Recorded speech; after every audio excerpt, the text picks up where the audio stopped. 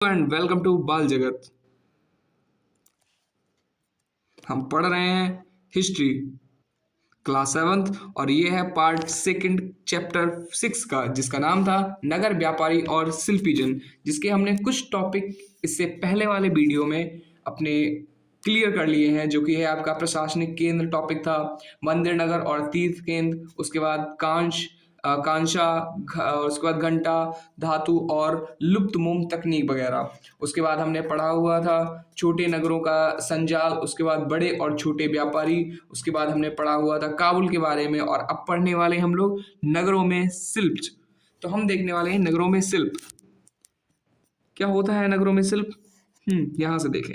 बीदर के शिल्पकार तांबे तथा चांदी में जड़ाई के काम के लिए इतने अधिक प्रसिद्ध थे कि इस शिल्प का नाम ही बिदरी पड़ गया। क्या पड़ गया? बिदरी, है ना। तो इसका नाम पड़ गया क्या? बिदरी, है ना। बिदरी पड़ गया। पांजाल अर्थात विश्वकर्मा समुदाय, जिसमें सुनार, कसेरे, लोहार, राजमिस्त्री और बढ़ई शामिल थे। किसमें थे? पांजाल। मंदिरों के निर्माण के लिए आवश्यक थे। इनके अलावा वे राजमहलों, बड़े बड़े भवनों, तालाबों और जलाशयों के निर्माण में भी अपनी महत्वपूर्ण भूमिका अदा करते थे। इसी प्रकार सालियार या कैकोलार जैसे बुनकर भी समृद्धिशाली समुदाय बन गए थे, और वे मंदिरों को भारी दान दक्षिणा दिया करते थे। वस्त्र निर्माण से संबंधित कुछ अन्य कार्य जैसे कपास को साफ करना, कातना और रंगना भी स्वतंत्र व्यवसाय बन गए थे, जिनके लिए विशेषज्ञता की आवश्यकता होती थी। जैसा कि आप इसमें देख सकते हैं, ये जो चित्र दिया हुआ है, इसमें है पीतल के एक मोमबत्ती दान, मतलब इसमें मोमबत्ती रखने के लिए एक, जैसे होता है ना कुछ रखने वाला, ऐसे ये मोमबत्ती रखने वाला स्टैंड बोल सकते हैं। हाँ, मोमबत्ती वाला ये स्टैंड है जो कि पीतल का बना हुआ है। इसमें जो काले काले आप ऐसे निशान देख रहे हैं ना, काली काली डिजाइन बनी हुई है, ये देखो। तो यही सारी जो कलाएं होती थी, ये बहुत पुरानी कलाएं हैं। उसके बाद हम लोग देख सकते हैं शॉल का बॉर्डर। ये एक शॉल है, मतलब एक कपड़ा है। अभी तो सर्दी चल रही है तो आप जानते होंगे शॉल क्या होता है। जो बच्चे शॉल नहीं जानते वो अपनी मम्मा से पूछें, है ना, कि शॉल क्या होता है। तो ये है शॉल। उसमें ये जो डिज़ाइन बनी हुई है ना, डिज़ाइन देखो, उसमें मशीनें भी नहीं हुआ करती थी, लोग हाथ से बनाते थे डिज़ाइनें। कितनी प्यारी डिज़ाइनें बनाई हुई हैं, है ना। आगे हम लोग देखते हैं शहरों के बदलते हुए भाग्य। ठीक है, कई शताब्दियों के लंबे समय में अहमदाबाद यानी गुजरात जैसे कुछ नगर बड़े व्यापारिक केंद्रों के रूप में विकसित हो गए, लेकिन तंजावुर जैसे कुछ अन्य नगर पहले की अपेक्षा विस्तार तथा महत्व की दृष्टि से सिकुड़ गए। इसी काल में पश्चिम बंगाल में भागीरथी नदी के तट पर स्थित मुर्शिदाबाद रेशमी वस्त्रों के लिए प्रमुख केंद्र के रूप में उभरा था। वह 1704 ईस्वी में बंगाल की राजधानी बन गया। 1704 ईस्वी में बंगाल की राजधानी बन गया। इसीलिए इसी शताब सॉरी इसी शताब्दी के दौरान उसका सितारा डूब गया। ओहो, क्योंकि वहाँ के बुनकर इंग्लैंड की मीलों से बनकर आए सस्ते कपड़ों के साथ प्रतियोगिता में टिक न सके।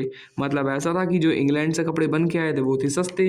अब जब वो सस्ते थे और इन लोगों के महंगे थे, क्योंकि ये लोग अपने हाथ से काम करते थे, और इंग्लैंड से जो कपड़े आए थे वो मशीनों से बनते थे, इसलिए वो थोड़े सस्ते थे, इसलिए बेचारे वो टिक नहीं पाए। आगे देखते हैं हम्पी, और उसके बाद है मसूलीपट्टनम और सूरत।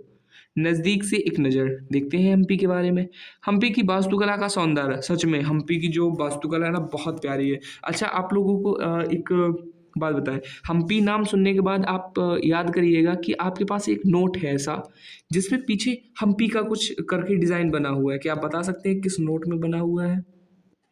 फटाक से जाओ और सबसे पहले ये चेक करो कि किस नोट में, 10 के नोट में, 20 के नोट में, 50 के, या फिर 100 या 500 के, किस नोट के पीछे हम्पी बना हुआ है ना। हम्पी नगर कृष्णा और तुंगभद्रा नदी की घाटी में स्थित है। यह नगर 1336 में स्थापित विजयनगर साम्राज्य का केंद्र स्थल था, है ना। क्या था? हम्पी के शानदार खंडहरों से पता चलता है कि उस शहर की किलेबंदी उच्च कोटि की थी। किले की दीवारों के निर्माण में कहीं भी गारे चूने जैसे किसी भी जोड़ने वाले मसाले का प्रयोग नहीं किया गया था, समझे। और शिलाखंडों को आपस में फंसा कर गूंथा गया था। मतलब जो शिलाखंड यानी ऐसे जो पत्थर वगैरह थे ना भाई, उनको ऐसे गूंथा गया था, उनको मतलब कह सकते एक दूसरे से ऐसे चिपकाया गया था। उसमें ना ही चूना पत्थर, ना ही गारा यानी ना ही गीली मिट्टी का यूज किया, और पता नहीं कैसे उन लोगों ने इतना सुंदर बनाया उसको, है ना। ये देखो आप चित्र 6 में देख सकते हैं, ये वाला हम्पी की अहाते की टूटी हुई दीवारों से बुर्ज का दृश्य। ये बुर्ज है और ये हम्पी की दीवारें हैं। ये थोड़ा सा टूट गया है ऐसे, है ना, पुराना हो गया तो सिंपल सी बात टूट गया है। अब हम देखते हैं एक किलाबंद नगर। क्या है किलाबंद नगर, है ना। एक पुर्तगाली यात्री डोमिंगो पेज ने 16वीं शताब्दी में हम्पी नगर का वर्णन इस प्रकार किया। क्या कहा उसने कि गोवा से आने वाले लोग जिस प्रवेश द्वार से गुजरते हैं, उस द्वार के भीतर राजा ने एक अत्यंत सदृश प्राचीरबद्ध नगर बसा रखा है, जो दीवारों और बुर्जों से सुरक्षित है। यह दीवारें अन्य नगरों की दीवारों जैसी नहीं हैं, बल्कि बहुत मजबूत राजगिरी का एक ऐसा नमूना है जो अन्य भागों में बहुत कम देखने को मिलेगा। उसके भीतर उसी रीति से बनाए गए भवनों की अत्यंत सुंदर कतारें हैं, जिसकी छतें सपाट और चपटी हैं। समझे, उसने ऐसा लिखा। किसने लिखा? ये पुर्तगाली एक यात्री था, है ना। उसके बाद आगे देखते हैं हम लोग क्या, ये वाला हम्पी की वास्तुकला विशिष्ट प्रकार की थी। वहाँ के शाही भवनों में भव्य मेहराब और गुम्बद थे।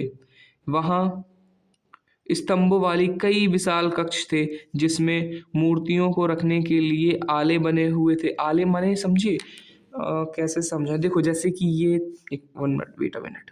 जैसे कि ये एक दीवाल है ना, दीवाल दीवाल के अंदर एक दीवाल में एक ऐसी छोटी सी जगह होती थी। दीवाल ये बड़ी सी एक ऐसी दीवाल है, और उसमें एक ऐसी सी जगह होती थी, ऐसी, हाँ ऐसी छोटी सी जगह होती थी। और यहाँ पर रखने के लिए कुछ ना कुछ जगह बनाई जाती थी, जिस पे यहाँ पे अधिकतर लोग इस पे ना वो रखते थे, क्या बोलते हैं, दीपक वगैरह रखा जाता था, है ना। उसको आला बोलते हैं। वहाँ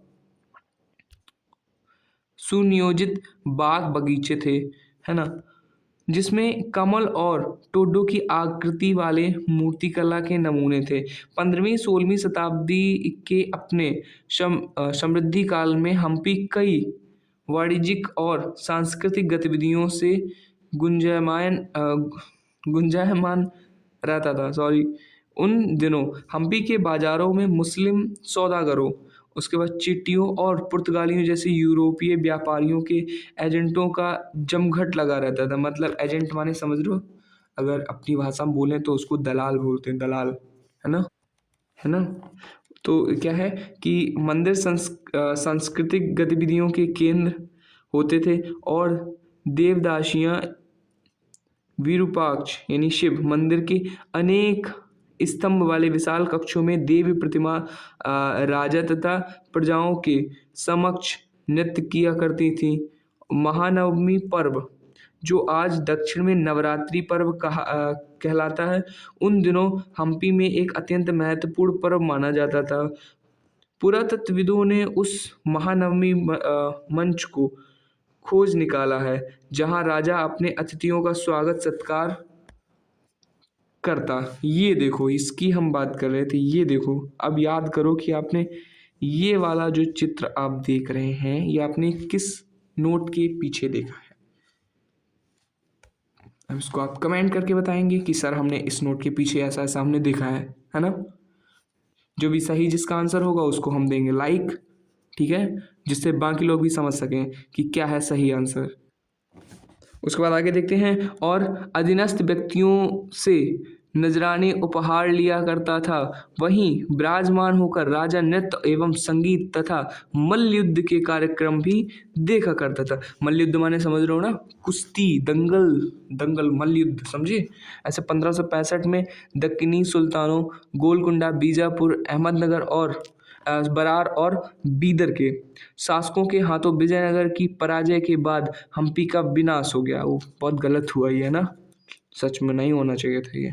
उसके बाद देखते हैं सूरत, सूरत जो कि अब गुजरात में है, उसके बारे में हम लोग देखते हैं, क्या देखते हैं? पश्चिम का प्रवेश द्वार, मतलब पश्चिम, जैसे कि आपने देखा है कि इंडिया का मैप देखा है, तो उसमें जो इंडिया का मैप होता है, वेट, देखो इंडिया का मैप कुछ इस टाइप का होता है, ऐसे ऐसे वाला है ना। तो इसमें क्या है, ये वाला जो एरिया है ना, ईस्ट का है, ये वेस्ट का है ना, ये नॉर्थ का है, ये साउथ का है। तो बता रहे हैं कि जो नॉर्थ सॉरी वेस्ट वाला है, यानी जो पश्चिम का है, यानी ये वाला पश्चिमी एरिया, ये सूरत यानी गुजरात वाला एरिया। तो ये बोल रहे हैं कि पश्चिम का प्रवेश द्वार है गुजरात, है ना। अभी समझ में आया? तो मैप वैप भी तुम लोग पढ़ते रहा करो, है ना। तुम लोग पढ़ते पढ़ते नहीं हो, अच्छे बच्चे बनो, पढ़ा करो, है ना।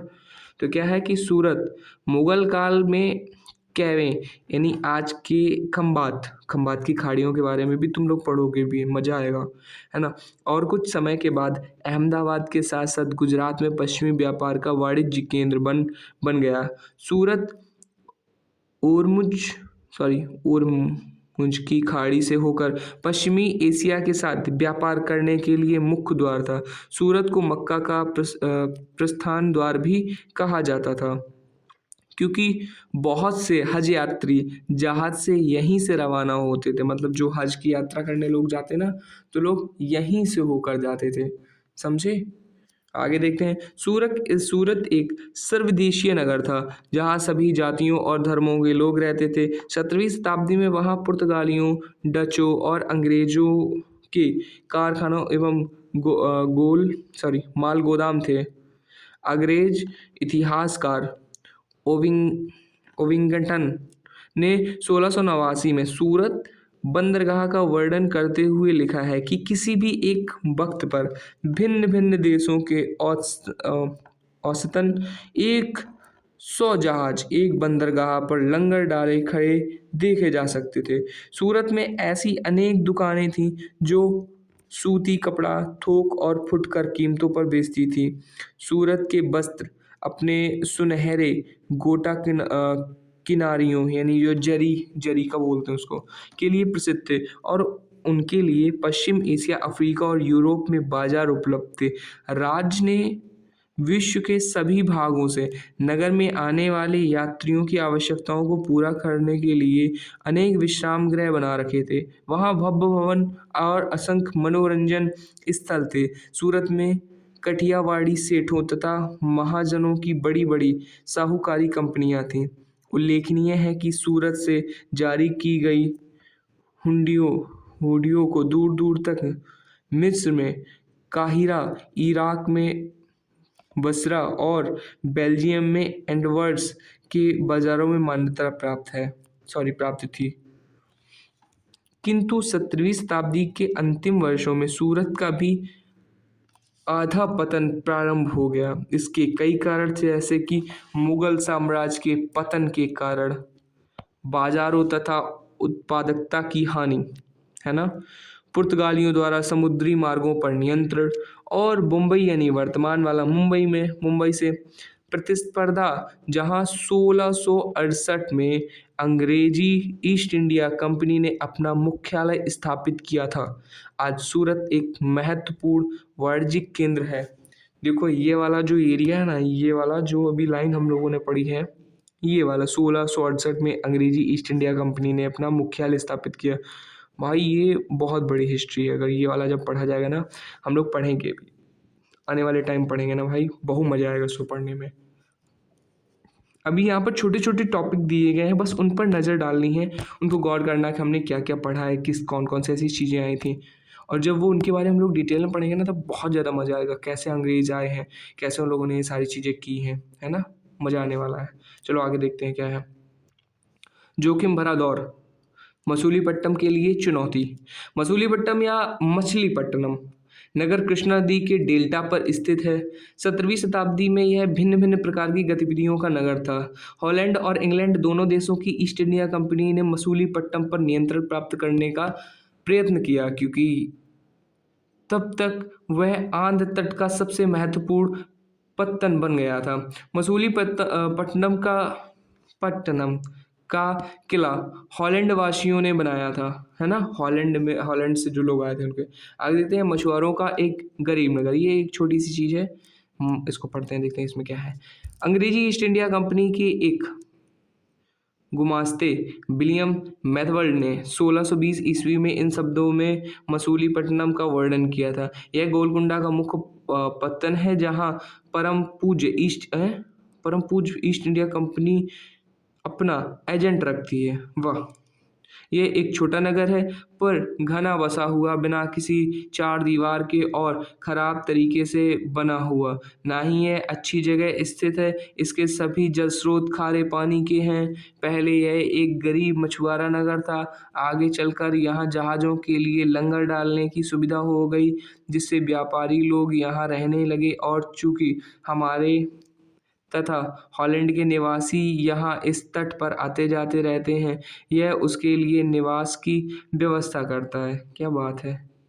ये लिखा है एक अंग्रेजी व्यापारी ने, कह सकते हैं, समझिए। उसके बाद है गोलकुंडा के कुछ शासकों ने कपड़ों, मसालों और अन्य चीज़ों की बिक्री पर शाही एकाधिकार लागू किया, जिससे कि वहाँ का व्यापार पूरी तरह ईस्ट इंडिया कंपनी के हाथों में चला गया। विभिन्न व्यापारी समूहों, गोलकुंडा के कुलीन वर्गों, फारसी सौदागरों, तेलुगु,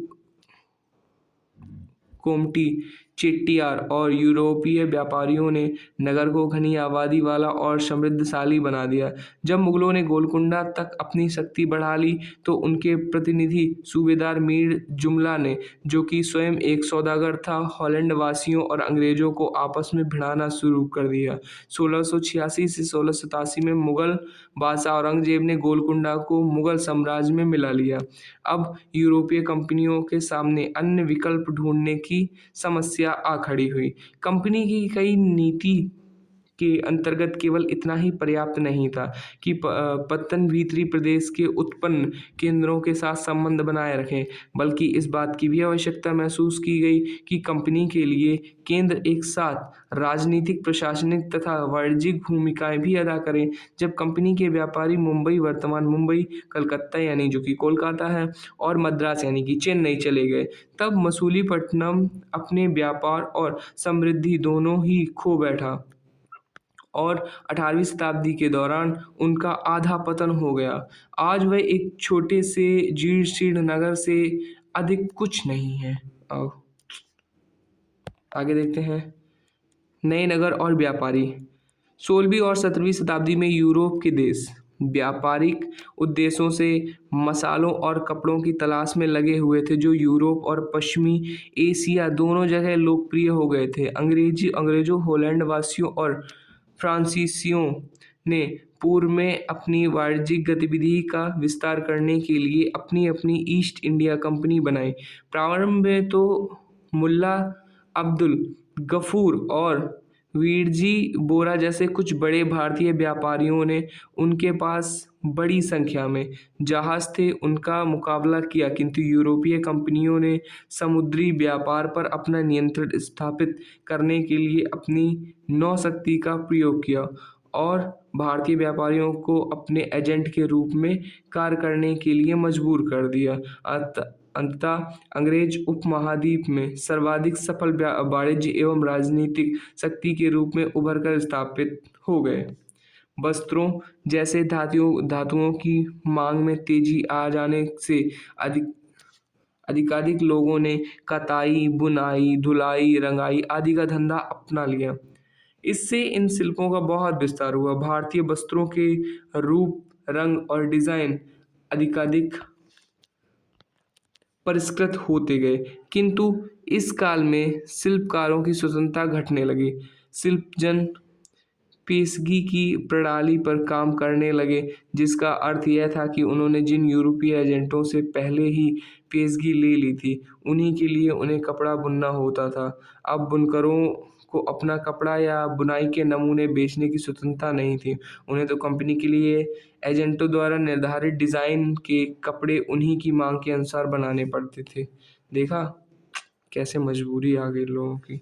18वीं शताब्दी में मुंबई यानी बम्बई वही कलकत्ता और मद्रास नगरों का उदय हुआ, जो आज प्रमुख महानगर हैं। शिल्प और वाणिज्य के बड़े-बड़े परिवर्तन आए, जब बुनकर जैसे कारीगर तथा सौदागर यूरोपीय कंपनियों द्वारा इन नए नगरों में स्थापित ब्लैक टाउन्स में स्थानांतरित हो गए। तो ब्लैक यानी देसी व्यापारियों और शिल्पकारों को इन ब्लैक टाउन में सीमित कर दिया गया, जबकि गोरे शासकों ने मद्रास में फोर्ट सेंट जॉर्ज और कोलकाता में फोर्ट सेंट विलियम की शानदार कोठियों में अपने आवास बनाए। 18वीं शताब्दी में शिल्प कलाओं तथा वाणिज्य की कहानी हम आगे अगले वर्ष पढ़ेंगे। देखो इसमें भी ऐसे ही इन्होंने कहा कि हम लोग आने वाले टाइम में ही पढ़ेंगे।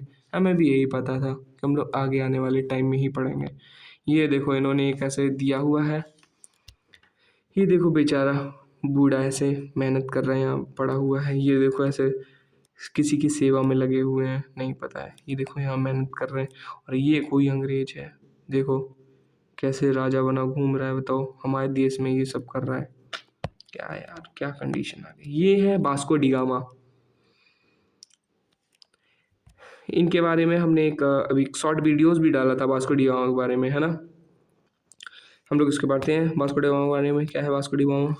तो 15वीं शताब्दी में यूरोपीय नाविकों द्वारा समुद्री मार्ग खोजने के अभूतपूर्व कार्य के लिए किए गए। उनमें से अनेक नाविक भारतीय उपमहाद्वीप तक पहुंचने का मार्ग खोजने और मसाले प्राप्त करने की इच्छा से प्रेरित थे। पुर्तगाली नाविक वास्को डी गामा अटलांटिक महासागर के साथ साथ यात्रा करते हुए केप ऑफ गुड होप से निकलकर और हिंद महासागर को पार करके भारत पहुंचा।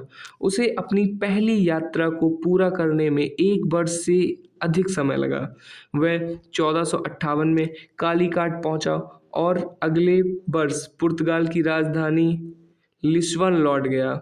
इस समुद्री यात्रा के दौरान उसके 4 में से 2 जहाज नष्ट हो गए और 170 यात्रियों में से केवल 54 ही जीवित बचे। इन प्रत्यक्ष खतरों के बावजूद जो मार्ग खोले या खोजे गए वे अत्यंत लाभकारी सिद्ध हुए और उसके बाद तो अंग्रेज, हॉलैंडवासी और फ्रांसीसी नाविकों ने भी उसका अनुकरण करना प्रारंभ किया। भारत पहुंचने के लिए समुद्री मार्गों की खोज का एक अन्य सुपरिणाम निकला जिसकी किसी को आशा नहीं थी।